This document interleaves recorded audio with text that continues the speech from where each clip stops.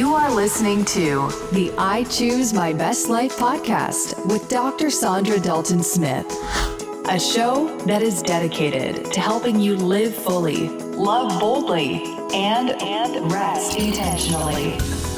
For additional resources, visit ichoosemybestlife.com.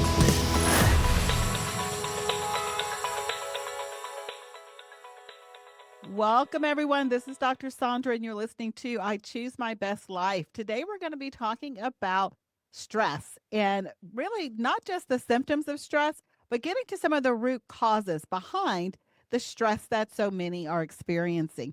And I have with me today someone who not only has a book about this, but also teaches and has trained thousands of people on this particular topic. Worldwide, actually. So in different cultures, different situations. And so I think it's very helpful to recognize first that stress isn't something that's just a certain group of people.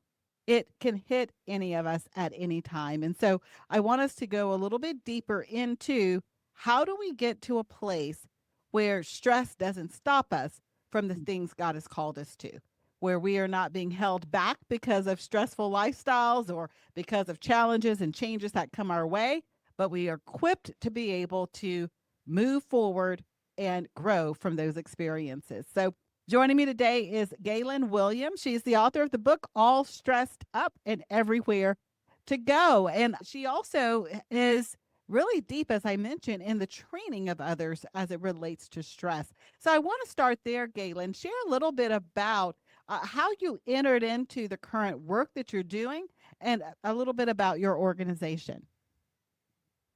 Okay. Oh, let's see. I have been serving the Lord since I was 20, or you could go back to when I was 13, when I first dedicated my life to serving him. But it was in 1999 that I started working with my dad on training missionaries around the world on relationship skills and stress management. And actually, the way I started, I was a single mom and I was running a single parents ministry.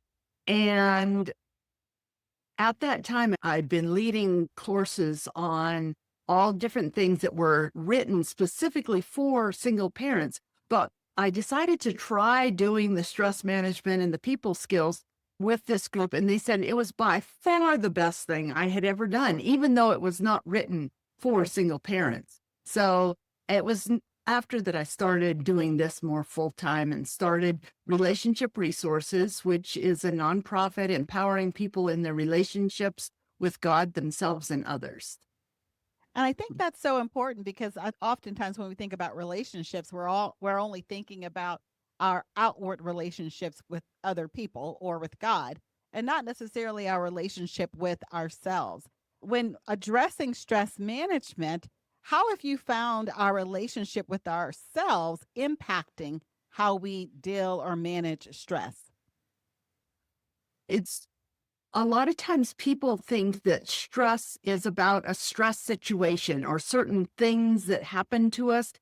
That's a part of it, but it's actually a very small part of our stress. It's what we bring with us into that situation that determines how much we're affected by the stress situation. So there's things like it's our internal stress and things like expectations and attitudes. And both of those can be towards ourselves, towards God, towards others, toward the situation. But then there's also sore spots. And these are things that have not yet been healed. So they're wounds from the past, wherever they came from. So things like fear and resentment, rejection, shame, bitterness, guilt, anxiety, those kinds of things, when we bring those into a new situation, they affect our perspective. And it's interesting how much they can affect our perspective. So like I said, I was working with my dad, and one time he was over in another country. And on one day, he met with two different couples who both lived on the same street. They did the same basic job. They worked for the same ministry. They worked with the same people. And the first one came in and said, Oh, we're just so sad. We have to leave this wonderful country. We love the people. We love the food. We love the work. We love everything about it. But we have to go because her mom is very sick. So then a little while later, the next couple came in and they said, we are leaving this country. We cannot stand it. It's awful. We hate the people. We hate the work. It's all terrible. The situation was exactly the same, but it was their perspective, and their perspective was impacted by their internal stress, what they brought with them into that situation. I'm curious, some of the things that you mentioned really get to that deeper root cause behind the stress, some of those beliefs, the fears, some of these other areas that you were describing earlier. When we think about what some people term stress management, oftentimes that's not what's being addressed. What's being addressed is more of the symptoms.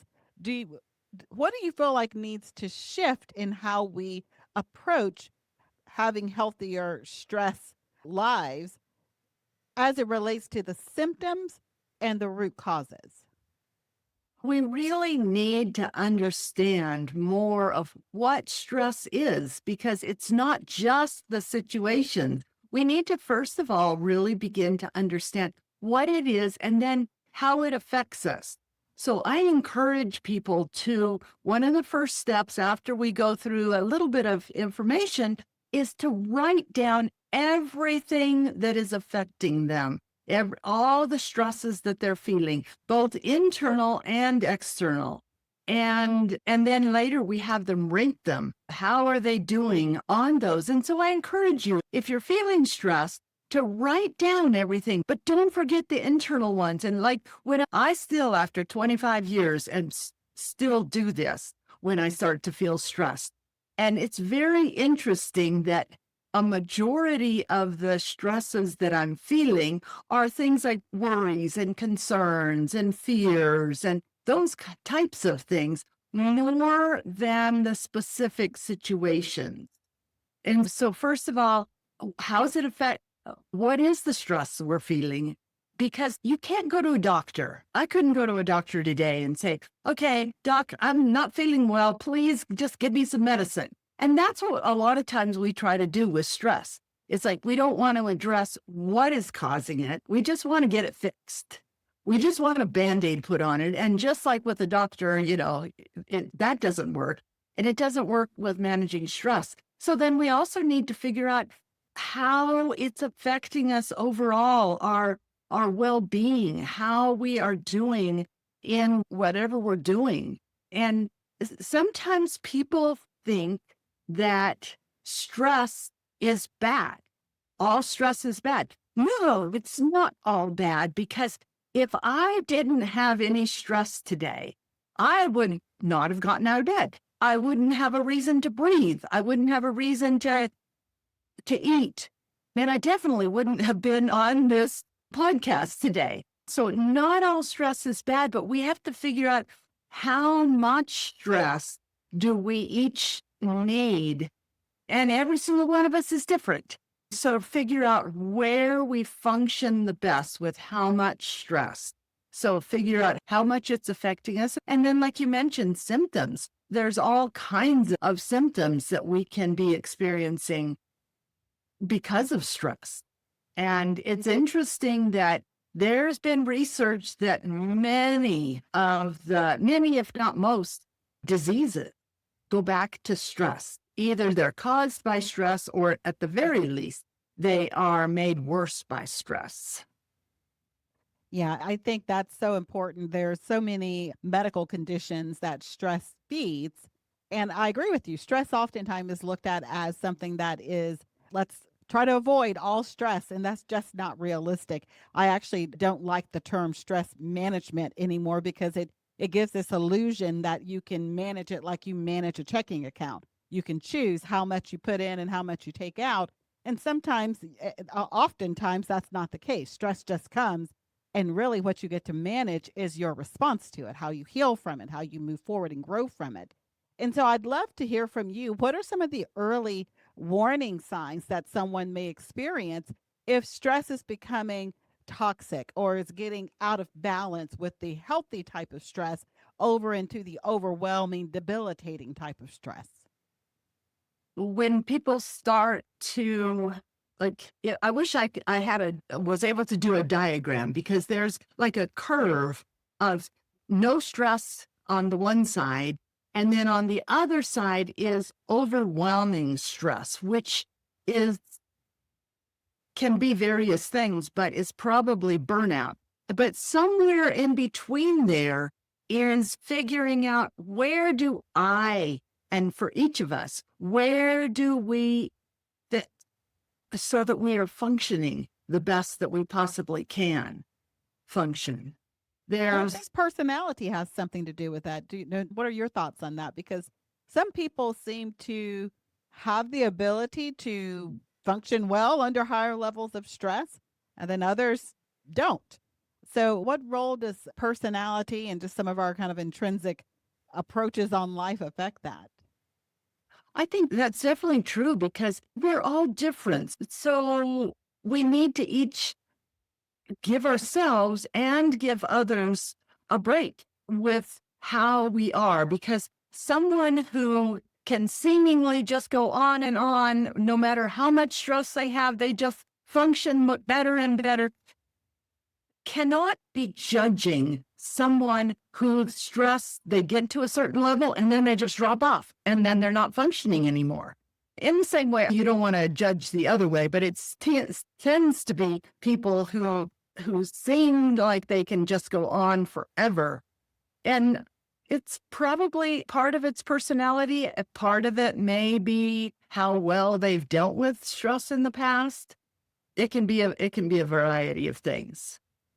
Now, in your book, you focus on a biblical approach to stress solutions. How does this differ from, let's say, traditional medical approaches? I think medical approaches will often just give you a pill to try to fix it, or go to counseling, which counseling can be a great thing, and it can actually help you with working through the stress. But this is something that you can actually do on your own.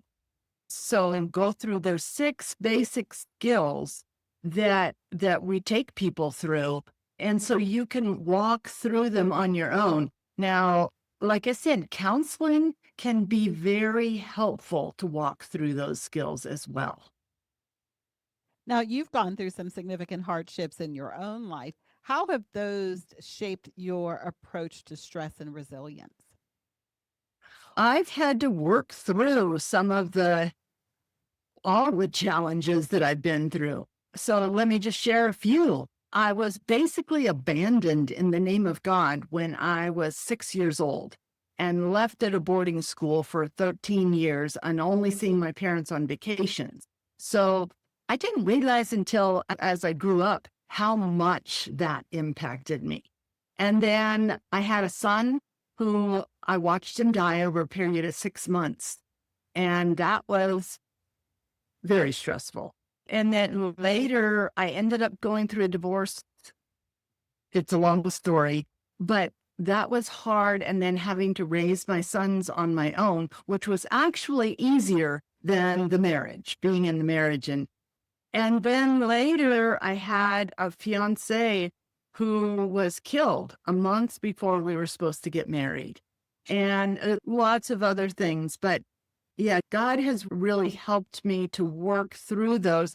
And I'll tell you what, those things and all the other things, some of them are more difficult even than what I've mentioned, but I can't mention them on something like this. But working through the trauma and the stress and just all those things that I went through has helped me to be able to manage my stress better and better. So the more that we work through our traumas and stresses and all those sore spots that we've had, the more that we can be effective with our managing stress. Now, for someone who might feel like they're on the stress wheel, they're going around and seemingly can't get off, what are a couple of just really practical steps they can begin to take to lower their response to stress? Like I had said, learn how what is stressing you. Figure that out, because sometimes I've gone through this process and thinking, oh, I feel so stressed, but I don't have there's nothing that should be causing me stress. So it's important to first of all do that, but then figure out how is it impacting you, but then begin to work through what are some things that I can get rid of? What stresses can I get rid of? So after I've made that list of my stresses, one of the first things we do is have people, and that I do, is mark things that are junk strips. And this is a term that most people don't know, but junk, it's like garbage. It's something that you don't have to have, and it's okay to get rid of. If you get rid of it, it's not a sin and it's not going to hurt someone. So like any kind of fears and anxieties, those are things that we can work through and give to the Lord. So those, and then there's some other steps in there, but then the final step is to put our focus on the Lord. And so Hebrews 12:2 says, let us fix our eyes on Jesus, the author and perfecter of our faith, who for the joy set before him endured the cross, despising the shame, and sat down at the right hand of the throne of God. I love that verse because in the Greek, the first word is where it says fixing our eyes, it has a dual meaning. It means to take our eyes off of something, stop looking at one thing, and look at another. So I cannot be focused on my pile of problems, whatever they may be, and focused on the Lord. So it's important for us to be able to just take our eyes off of our situation. And where I saw this the most dramatically for me was when my son was dying. When he was 3 months old, the doctor gave us 6 to 12, said he was going to live for 6 to 12 months. And at that point, I'd been trusting the doctors and now knew that there was nothing they could do. And so I had to keep trusting and focusing on the Lord. And you're probably familiar with that little song, Turn Your Eyes Upon Jesus, look full in his wonderful face, and the things of earth will grow strangely dim in the light of his glory and grace. It doesn't say, and there's a lot of truth there, and it doesn't say that the things of earth will go away. They just grow strangely dim. And for me, during that period of time, there were times when I had to sing that song probably 30 or 40 times before I really could take my eyes off of my problem, because many days he was on high levels of oxygen, and yet he was still very blue, and I didn't know if he'd make it through the day. We were trusting God to heal him, and yet it was not looking well. And let me just say, when at the exact point when he died, well, as I was holding him in my arms, we'd had thousands of people around the world praying for his healing. Well, right when he died, the Lord said he's healed. And it's like it was just, this was not the way I wanted it. This wasn't what I was hoping for, but he was healed. And so God's ways are not our ways. But for me, I had to keep my focus on the Lord. And I just encourage each person who's watching this to take the time every single day just to focus in on the Lord. Spend time in the Word, spend time getting to know him. Amen. I think that's so important to make sure that during these times when we are under stress, when we feel the changes and the challenges of life, which is really at the core of what stress is, those changes and challenges that come, that there is something foundational, like the Word of God, our relationship with Christ, that we're able to have that be what we're rooted to and grounded to, more so than the circumstances, because life can get very difficult and stress is not avoidable. None of us can run from it. We really have to learn how to navigate and to heal from it. So, with that being said, you work with a lot of people within your organization, relationship resources. And when you're working with them, what are some of the patterns maybe that you have seen that are coming up with those that the leaders and the people that you work with as it relates to stress currently in this past, let's say in the past 6 months, because our nation and our world continues to change? What are some of the current stress patterns you're noticing? There's more and more stress everywhere. And just some of the statistics that I've seen that are very enlightening is that the average stress levels for people is 5 out of 10. And 25% of people say that their stress level is an 8 out of 10, with 10 being the highest. And 47% say they have no idea what they can even do. Yeah, people are just, you'd think that in some ways life would be getting easier because we have so many different helps, but all the technology and everything, people just are more stressed. And we need to make a conscious effort to work through what is stressing us and like you had talked about at the beginning, the underlying things that are causing our stress. Yeah, and I find for myself with the work that I do within my organization, Restorasis, one of the things that I'm noticing is that there is no lack of information. You can chat GPT, Google 1,000 things out there on stress management, as most people talk about it, burnout prevention. That's not where the problem really lies. The problem lies in people being able to implement it and having implementation strategies and actually having ways of bringing the stress responses and the stress recovery practices into lives that they feel are maxed out and overwhelmed. And I know that you have a free resource for people. Could share a little bit about that 52 stress management tips or something. Is that correct? Yes, you can get short little 52 once a week stress management tips. It's just sent to you. And they're easy to apply so that there's one little thing you can do today. And you can go to our website, which is relationshipresources.org, relationshipresources.org. And about halfway down the page, you'll see a place where you can sign up for those free stress tips. Excellent. We've been chatting with Gaylyn Williams about her book, All Stressed Up and Everywhere to Go. And I want to make sure, Gaylyn, that people know how to connect with you and what type of organizations or groups you work with in case they need your services as well. I work with mostly Christian. I've done some secular, not a whole lot, but my focus has been mostly with Christian, with churches, with ministries, with mission groups.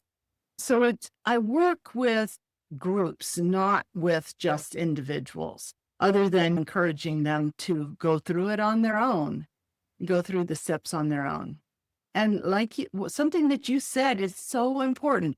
You can read 100 books on managing stress, but it's implementing it. You need to just do it. And sometimes people are feeling so stressed and overwhelmed that they go, oh, I just don't have time to think about doing one more thing. We don't have time to not deal with our stress so that we can be most effective for the kingdom. Amen. Thank you so much for joining me today, Gaylyn. That was wonderful. And we'll share your book link on Amazon as well as your website and your social so people can connect with you. Thank you. Blessings on you. Until next time, everyone, live fully, love boldly, and rest intentionally. How can you keep your energy, happiness, creativity, and relationships fresh and thriving in the midst of never-ending family demands, career pressures, and the stress of everyday life? Learn about best-selling book Sacred Rest and discover the 7 types of rest you need most by visiting restquiz.com.